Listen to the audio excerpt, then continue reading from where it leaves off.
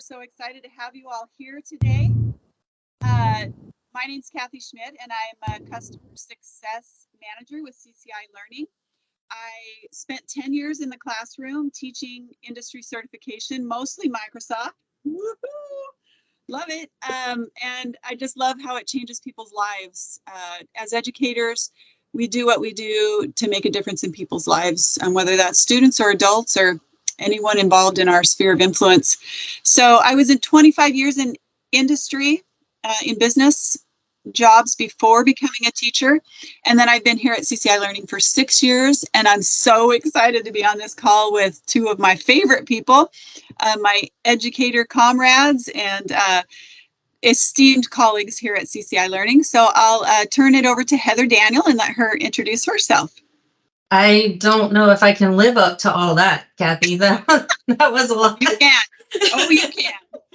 So my name is Heather Daniel. I am the Director of Learning and Content here at CCI.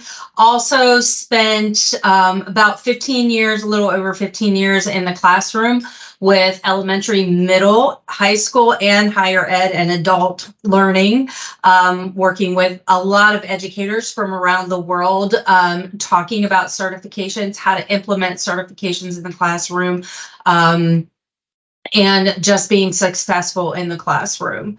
So we also have Fred here with us, another superstar educator.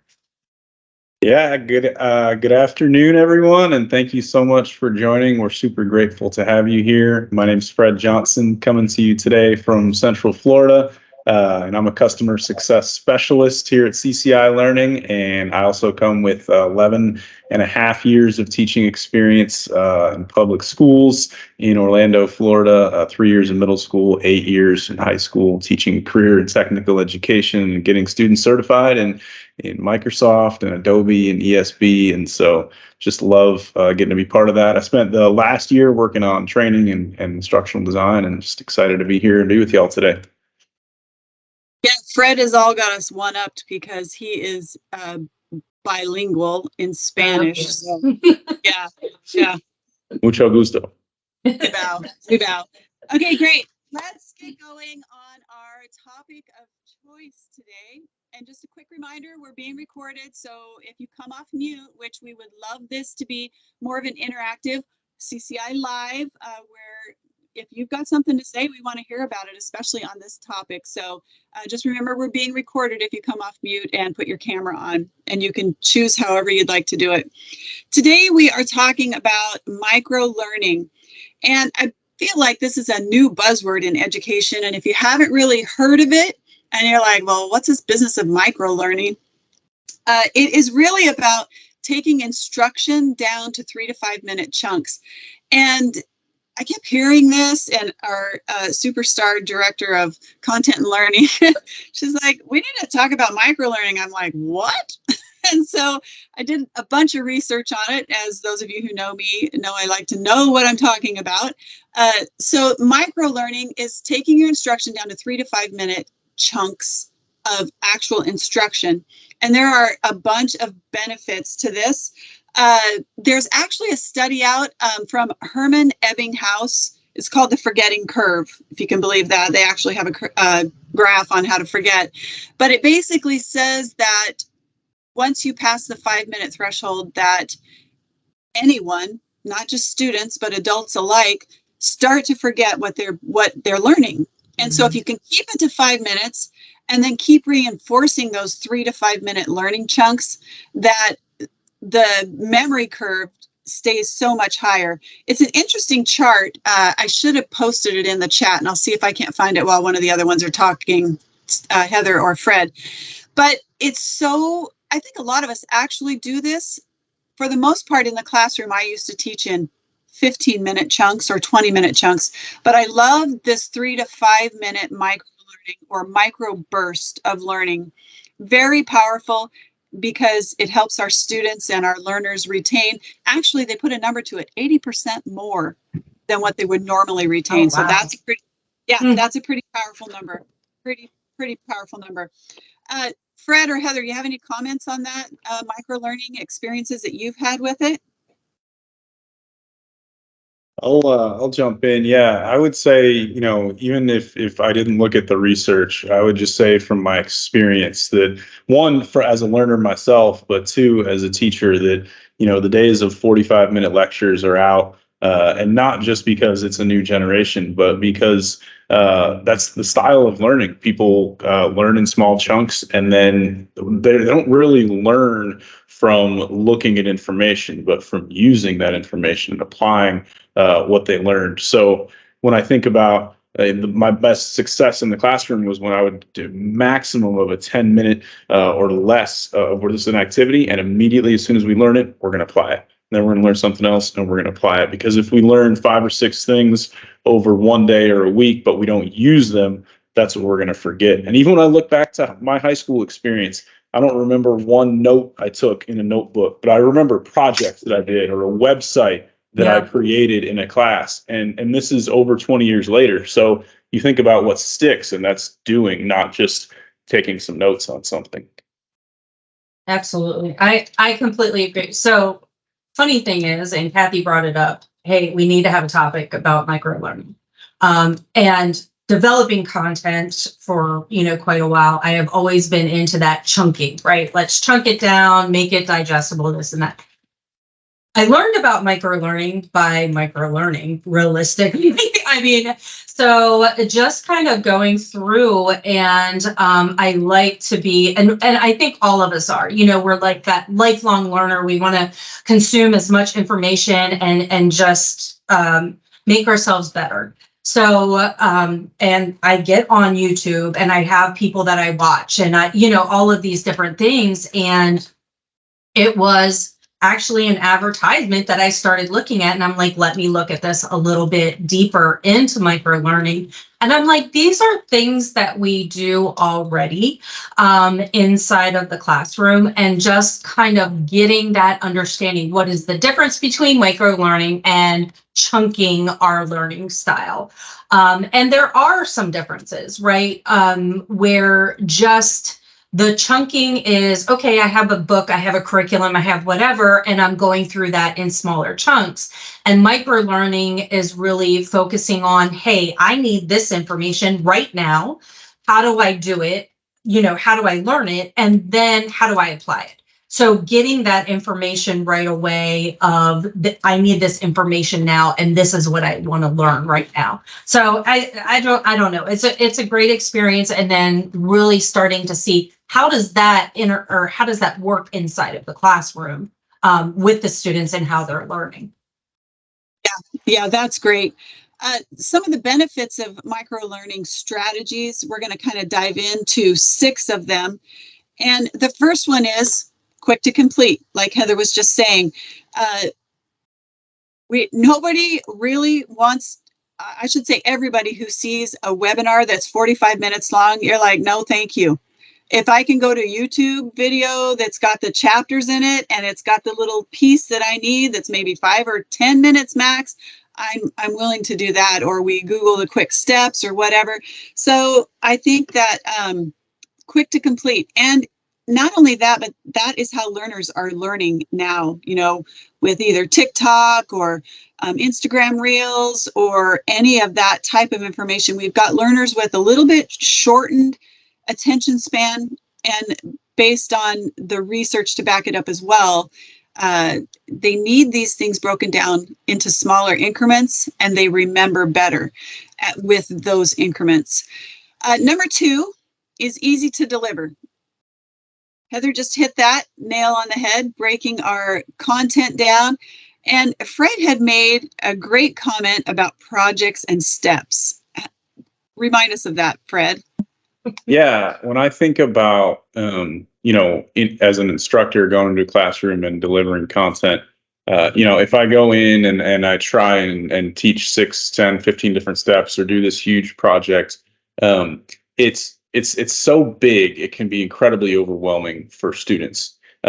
Whereas they might have the skills to complete a part of the project really well, or a part of the task, or whatever it is, in the sense of doing this huge week-long or month-long thing, which there's a place for. But in this instance, when I think about, I might not be successful on this week long or this day long lesson, but there might be pieces of it in there that I'm extremely talented at, and that if I'm just looking at that big picture of it, I might see it as a fail, but I might be really good at one or two of those items in there. And so when I think about as an instructor side, you're going to get wins with every one of your students at some point with micro learning, whereas you might not, a certain student might not ace the class per se, but they might come in and be really successful at a few skills, and that's the skills that they may use to make a career out of. So it really is a mindset shift.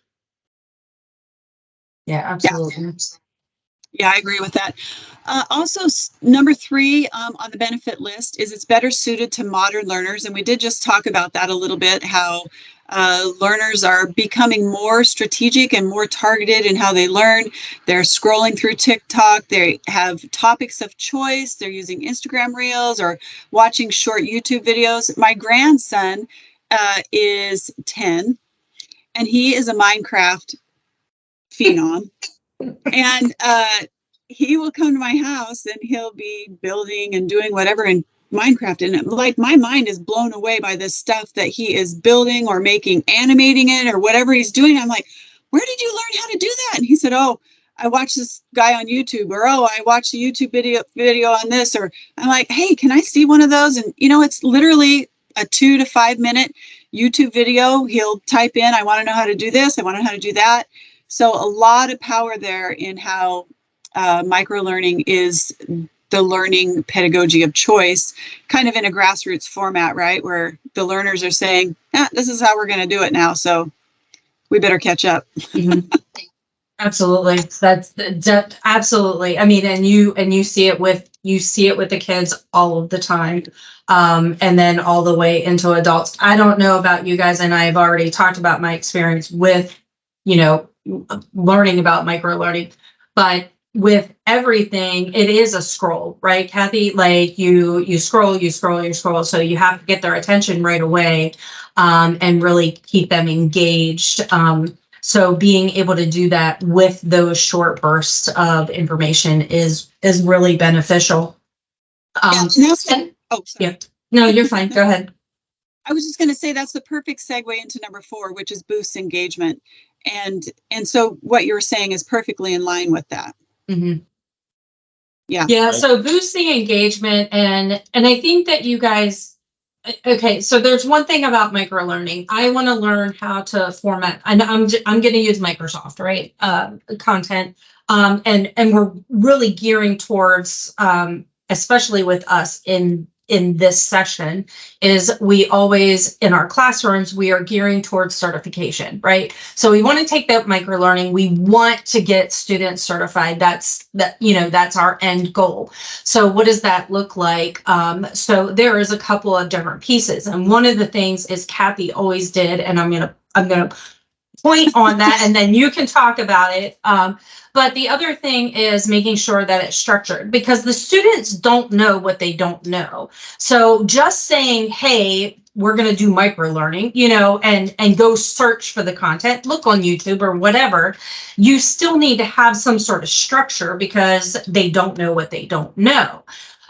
So really being able to utilize a course that has already been developed out, and then taking that micro learning approach is very beneficial. So and I'll talk about for the prescriptive learning piece that's built in our platform, students are able to take a benchmark. They then can skip, right, everything that they already know, and just navigate to the pieces that they know. So it's just so beneficial. Another way, and Kathy, I'm going to let you explain it, but another way with micro learning was the way that Kathy did it was allowing them to take the test right at the beginning, and then they can see which topics that they need, and then they can go research that. I think I just said everything that you were going to say. I know you have. That's okay. A little different wording, but it's more about taking the exam mapping document and looking through there and maybe seeing what it is that you don't know. And in our product, you can take the benchmark exam and then actually be put in and be able to skip the things you don't know. So yes, it's the same thing, but I'm kind of the notion that I don't want kids having to go through learning that they don't need. And so that's a lot of what microlearning is. And every single industry certification is mapped with an exam mapping document. And in that exam mapping document, you can see the different objectives, tasks that they need to know how to do. And so the nice thing about having microlearning in a product, in a learning product, is that students can search or attempt what it is exactly that they need, which boosts their engagement because they're not forced into a 6-week learning course when they only need 2 weeks of learning. And so that is very powerful. Number 5, actually, I should say, Fred, did you have any other thoughts on that boosting engagement? Well, just to add what you already said, when you make it more relevant like that, where students aren't having to go back and learn something that's too easy or that they already know, that increases engagement. But also going back to the big picture piece, we talk about you spend 12 or 13 years earning a high school diploma. And what do you have to show for it? A piece of paper, or I graduated from college and okay, I've got a college degree, but what does that really mean on a resume? It's so broad. But being able to go for a specific skill, a specific task, and then have something to show for it as a student, I think that's more motivating than this, one day, years down the road, I'll have something to show for my work. But whether it's earning a badge or a certification or being able to add to my resume, I may have spent a week or a few weeks on a specific topic, but I am an expert at this particular piece maybe in Photoshop or maybe in Excel or as a project manager. And I'm able to put that on my resume and get work, maybe as a contractor or part-time job while I'm just out of high school or working through college or going straight into work. So I think it not just boosts engagement while they're working, but it boosts the motivation to complete it because it's not so far off down to the future, what they're learning and what they're earning. Right. I'm going to interrupt just for a second because I see that people are having trouble with my mic. So I'm going to disengage my monitor and my extra monitors and see how that works out. It's always something, right? Yeah. Technology on the fly. So hopefully that's better. I can't see your chats now, so Sunday you'll have to let me know if there's an issue. All right, so Fred, that was a perfect comment because that leads us right into number 5, which is increases knowledge retention. And I think we have ridden this horse off into the sunset that at microlearning, it boosts learning retention by 80%. There's the forgetting curve that we don't want to be at the bottom end of. And so I think between engagement and increasing knowledge retention is that fact that in a learning product that students have microlearning applied to the thought process of the learning product itself, they are able to search for those skills that they need. And then you also brought up the resume, and I really like that the new resume standard is that you don't just put your certification on there, you put your skills, what you're really strong at. And so I really like that microlearning can bring a student from not really knowing how to do something to being an expert in it because they can choose those things that they really like and that they're naturally inclined towards. So that is great. So number 6 is enables self-paced learning. And I think we all apply this in some way, shape, or form in our classes.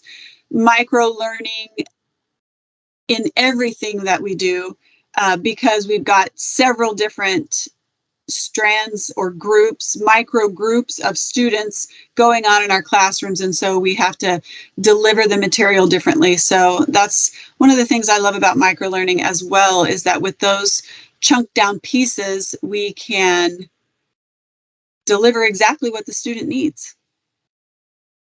I think too, when I think about self-paced, you know, the traditional school goes back to, all right, there's a teacher up front lecturing, and all of the students are expected to be in the same place, which every new teacher, it's always one of the biggest challenges or complaints is, I've got students in here and here and over there, and how do I teach to everybody? And, you know, this kind of eliminates that expectation that, oh, everybody has to be in the same place. We're kind of starting from this. Of course, people are in different places, and it kind of is a mindset shift towards, I'm facilitating and coaching and mentoring students through this learning. You're here, okay, let's get you there. And you're here, let's get you further over this way. And it's going to look totally different in every classroom, whether it's, you know, if you're teaching 8th grade or if you're teaching college. So each circumstance is unique, but there's a way to apply this and make this work. But it's probably going to look further and further from a traditional classroom. And I think that's a really good thing. Oh, I completely agree. And when I did the flip, right, from the traditional classroom into being more a facilitator, number one, like you have indicated, really then focuses on every student's individual needs. But the other thing, as an educator, the benefit that I really saw was I was able to engage with each individual student more, because I could walk around, I could see where they are, I could ask them questions. We talk about assessment all of the time, and cheating, right? You know, assessment and cheating and all of that. But you have a conversation and have them explain something to you, then it really brings that back into that facilitator role and making sure that the students are engaged, they are getting it, and they can, you can come to their level. So, and all of that goes right back to that micro learning piece of, it enables you to be that facilitator instead of just doing the traditional, you know, lecturing in the front of the classroom type. Right. Yeah, and these are 6 fantastic benefits of micro learning. And I think that more and more and more, especially in our genre of teaching in career and technical education, where we're teaching a lot of hard skills that students need to do in order to ingrain into their, you know, brain and not be forgetting bits and pieces of it. But I think the smaller learning we're going to draw more kids into, because that is their style of learning. And so they'll learn, do a big project, learn, do, learn to, or learn, practice. And one of the things that I love about microlearning is the repetitive process that can happen in this, because they can just pick out that little micro burst of learning that they need help with and reinforce that. Some of the key components of microlearning is not just text. So text is part of it, but you've got images, you've got videos, all of those types of things that I know everyone on this call that's an educator is a kinesthetic educator, because that's kind of the world we live in with industry certification. And so I am just really excited about our new product, XEd, and that we have had this micro-learning process in order to develop this learning product, and it's become a part of it. So, you know, you can do the benchmark in the beginning, and then that gives you a prescriptive pathway that allows students to progress at a quicker pace if they can, or a slower pace if they need to. But within whatever pace they're in, or whatever pathway was delivered to them, they'll be able to search for or go back to and hit whatever micro learning piece, 3 to 5 minute chunk of learning that they need in order to get to the end, which is a certification. And I think one of my favorite parts of that is the searching of it, because so many kids will come back and say, I just didn't get this one part right, but there's 5 steps to this task, and I don't want to redo all 4 steps, and I don't even really know which step I got wrong. And I think, Fred, all 3 of us had talked about that earlier, that this little micro learning, they're able to see exactly what they're not getting right, exactly what they need to reinforce with, and practice again. And then they can practice just that piece, which is very powerful. Yeah, remediation is huge, right? So if they can go back and look at the video, or look at the text or whatever they need to be able to reinforce that at any time is just huge. Yeah, and I really like the teacher. There were a bunch of teachers in collaboration with this product. So there's in-pain videos, for those kids who need that. There's quick clips. There's a quick deck that's like a vocab. There's just all kinds of amazing teacher products, or learning styles that are addressed in the product. And then the teacher resources are deep, super deep, including unplugged activities and all those things. 85% has been saved for the teacher in prepping a course with this. And I love that our library of courses is getting so expansive. Yeah. Yeah, and the end goal, right, is to keep the students engaged. I mean, that's what it is, and we're here to support the students as well as the educators, and that's why we are holding these events, just to have these conversations, right, and give some additional insight. Yes. And there's so much value in having those different types of learning activities and different types of tasks where you're hitting these different learning styles and being accessible to different types of learners and students, because it's not just this formula that one thing works for everybody. So it's a game changer to have these different, just kind of having students learning from all these different angles. Mm-hmm. Yeah, I agree. Yes.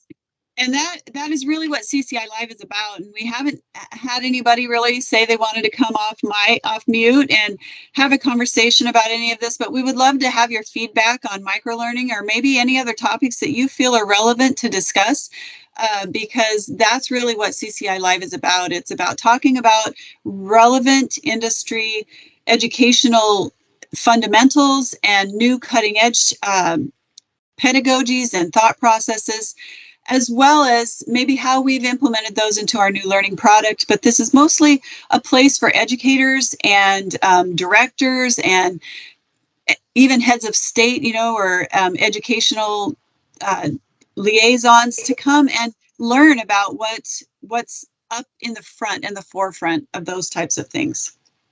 Yeah, absolutely.